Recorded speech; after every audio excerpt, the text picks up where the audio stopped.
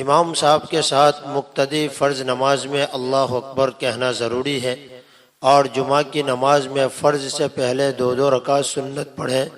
یا 4 رکعت پڑھیں؟ نوید عالم پوچھتے ہیں۔ ان کے سوال کا خلاصہ یہ ہے کہ امام کے ساتھ مقتدی کو اللہ اکبر کہنا ضروری ہے یا ضروری نہیں ہے۔ دوسری بات انہوں نے پوچھی ہے کہ جمعہ کی نماز فرض نماز سے پہلے جو سنتیں ہیں وہ 2 رکعت کر کے پڑھیں یا 4 رکعت پڑھیں؟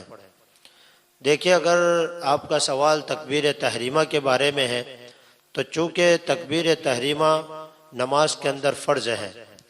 اور تکبیر تحریمہ کے علاوہ جتنی بھی تکبیریں ہیں جس کو تکبیرات انتقالیہ کہتے ہیں، یعنی ایک رکن سے دوسرے رکن کی طرف جانے کے لیے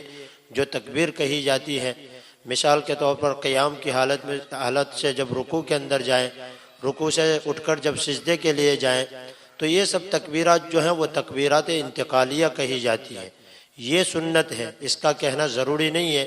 لیکن چونکہ یہ سنت ہے اور سنت کے موافق اگر آدمی اور سنت کے مطابق اور نماز کے آداب اور مستحبات کی رعایت کرتے ہوئے جو آدمی نماز پڑھتا ہے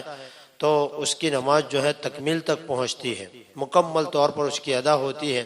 اس لیے آدمی کو چاہیے کہ جتنی بھی دوسری تکبیرات ہیں، تکبیرات انتقالیہ، اس کو بھی کہنے کا اہتمام کریں۔ البتہ اگر آپ کی اس سے مراد تکبیر تحریمہ ہے تو چونکہ تکبیر تحریمہ فرض ہے، اس لیے اس کو کہنا ضروری ہے۔ دوسری بات جو آپ نے پوچھی کہ جمعہ کی نماز سے پہلے جو سنتیں ہیں وہ 2 رکعت کر کے پڑھیں یا 4 رکعت پڑھیں،